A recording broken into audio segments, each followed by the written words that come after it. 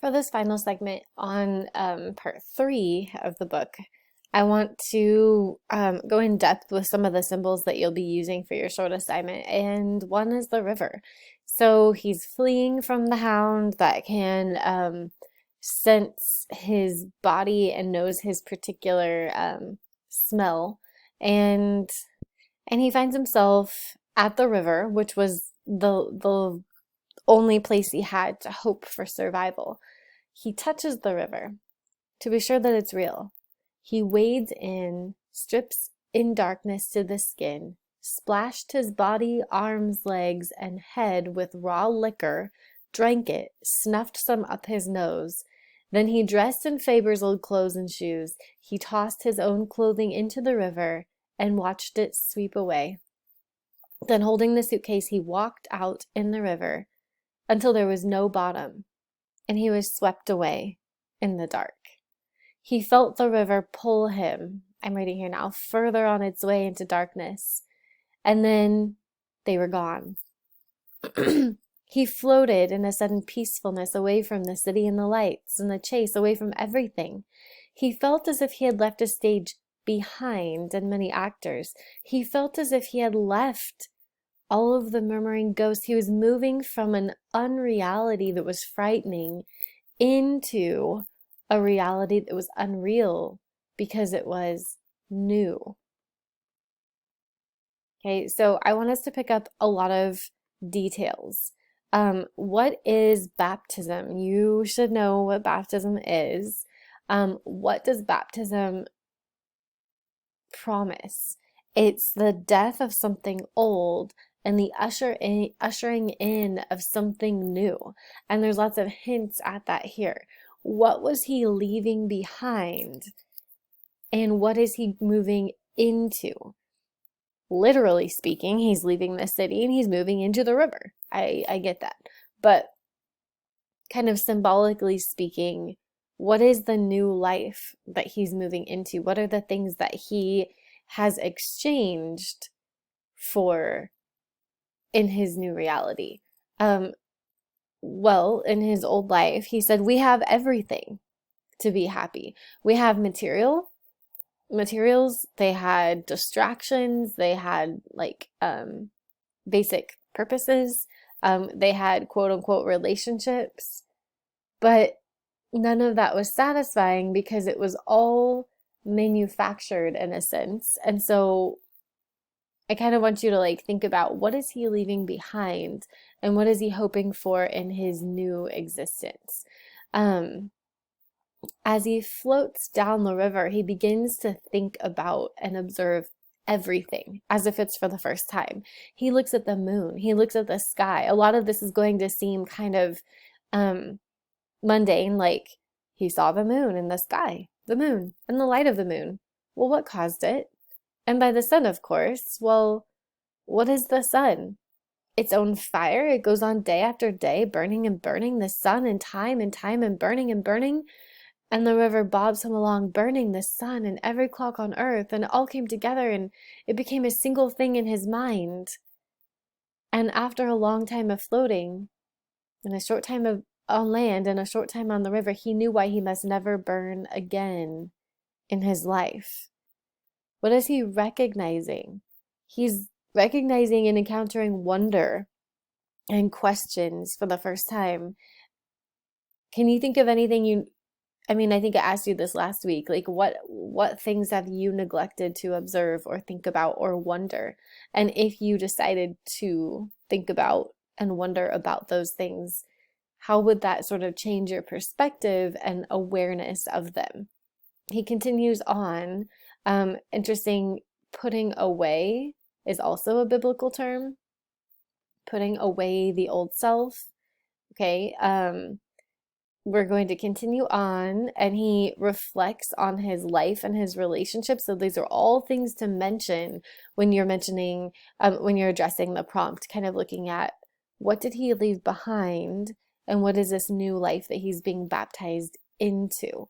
As he floats along, it says he comes out of the water and he sees what ends up being a deer, but he's like afraid. He doesn't understand what this new world is like. He whirls, the stars pour over his sight like flaming meteors. He wanted to plunge in the river again and let it idle him safely on down somewhere.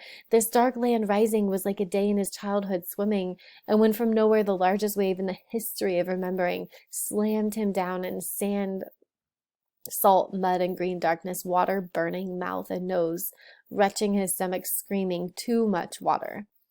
Sometimes, and what is being described here is that when a person is baptized, and again, we all know this metaphorically speaking from our faith journey, you become a Christian, you give up everything, you enter into a new life, and suddenly you have to face reality, and it's scary. You have to go back to your friend group. You have to go back to those things that you thought satisfied before. You have to resist the temptation to fall into the patterns and the habits that you lived prior to this decision to be like Christ.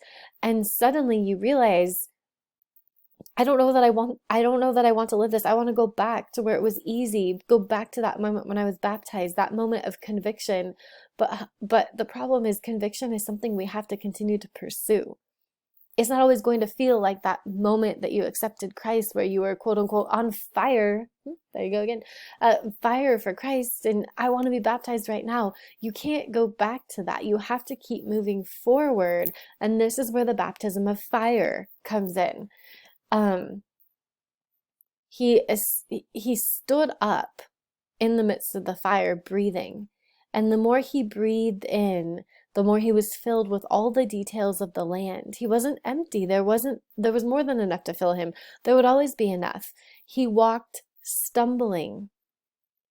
Everything was strange. Something felt dull. Here was the path to wherever he was going. When you rise up out of the water of baptism, you enter into something new and you don't know how to do it yet. You have never been on this journey. You have never faced life with the perspective that you have now, and he's stumbling along trying to figure out, how do I do this? And he begins to see fire. This is the baptism by fire. The fire. But this time when he sees the fire, or fire here is symbolic for the trials or the struggles that he once faced, right? So fire was that thing that he used to go to as to give him a sense of purpose. So I know I'm kind of speaking vaguely here. Let's say prior to becoming a Christian, I mean, we'll use the most stereotypical, like drugs, sex, and alcohol. You use drugs, sex, and alcohol to satisfy. You went to relationships. You looked at pornography. You went shopping every weekend and just like spent tons of money. You always wanted something new, whatever it might be, travel, vacation, the 4.0. And then you become a Christian and you realize that God says in his economy, those things don't matter. And so, okay, you leave youth group, you leave your baptism, you go home, you're in your room. What do? Do you turn on your computer and watch pornography again? No. Do you go hang out with those same friends that are going to go out and drink? No. Do you get back and go online shopping, or do you obsess about your grades? You have to find a new way of living and a new way of seeing that stuff that was the fire before. You need to know how to live in spite of it and with it. And he says for the first time he realized the fire wasn't burning, it was warming. He never thought in his life that it could give as well as take. Even its smell was different. And so those friends, rather than just rejecting them, you think, actually, now I see them from a different perspective. They don't have it all together. And the reason that they run to drugs and alcohol or sex or whatever is because they're empty. And I can actually help them. And so rather than being a vice to you, they become a motivation for you to want to improve or to do something different.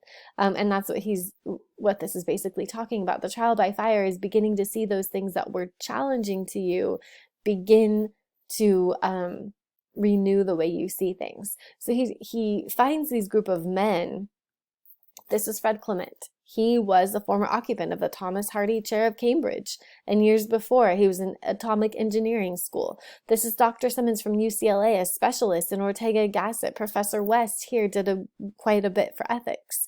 Reverend Padover gave a few lectures 30 years ago. And myself, I wrote a book called The Fingers in the Glove, the proper relationship between the individual and society, and here I am. And he's thinking, I don't belong here. I've been an idiot all along the way. Well, we're used to that. We all made the same mistakes ourselves, or we wouldn't be here. And so you find people that can support you as you're walking through fire, and carefully, gradually, they're saying that you become refined by that fire. You become a more authentic version of yourself in that commitment that you made. And so he begins to say each one of them have something to offer. What was their value before in the old society? They were valued for being an object or a commodity that kept, a cog in the wheel of society. But what is their value now? What do they have to offer the world? He said, in the past, all I did was I was blind. I tried to do things my way. I planted books in firemen's houses. I sent in alarms. And they said, well, you did what you had to do. But all we want to do is keep the knowledge we think we need intact and safe. We're not out to incite or anger anyone, for if we're destroyed, the knowledge is dead, perhaps for good. And perhaps we can be of some use to this world. So in the baptism by fire, that's when you find what your true value and purpose and significance is, apart from what you thought it was before. And so in this book, quite literally speaking, each of them stand for a different book and ideas within that book. And so interestingly enough, he becomes synonymous with the book of Ecclesiastes. And I've asked you to do a Flipgrid question this week on why that's important. So you might have to page through Ecclesiastes a little bit and try to figure out what is the connection between the book of Ecclesiastes and what we're reading here. But as they are talking, suddenly a huge bomb falls on the city, and suddenly the world is destroyed. All of these passages are really good. I just don't have time for all of them, so we're going to go down to where that happens. There's more mention of the river. There's more mention of fire. Please look at these when you're doing your essay. But the other men did likewise. The sun was touching the black horizon with a faint red tip. The air was cold and smelled of coming rain. And they shuffled down to the river to look upstream. It's flat, he said. The city looks like a heap of baking powder. It's gone. I wonder how many knew it was coming. I wonder how many knew and were surprised. The city is destroyed. That's the second fire. And literally from the fire comes new life. They changed course. Instead of going downriver as they were planning to go, they're now going to go upriver. Granger unfolded his oilskin and said, well, we'll have a bite and then we'll turn around and we'll walk upstream because they'll be needing us up that way. Granger looked into the fire. Phoenix, what? There was a silly bird called a phoenix back before Christ. Every few hundred years, he bore a pyre and burned himself up, and he must have been a first cousin to man. But every time he burnt himself up, he sprang out of the ashes and got himself born all over again. It looks like we're doing the same thing over and over. But we've got one thing the phoenix never had. We know the silly thing we just did. We know all the silly things we've done for 1,000 years. And as long as we know that and always have it around where we can see it, we'll stop making the same mistakes and jumping into the middle of them. We pick up a few more people that remember every generation. So what is it that people have to offer? What is the effect and the effectiveness of baptism by fire, baptism by water? What is the invitation of this book? That's something that you get to pursue in your short assignment 5.2. I've outlined kind of the biblical allusion of baptism. I've given you the reference. I've kind of outlined it for you, and you get to answer the question. Explore where in the text do baptisms take place and why are they significant? What do they result in?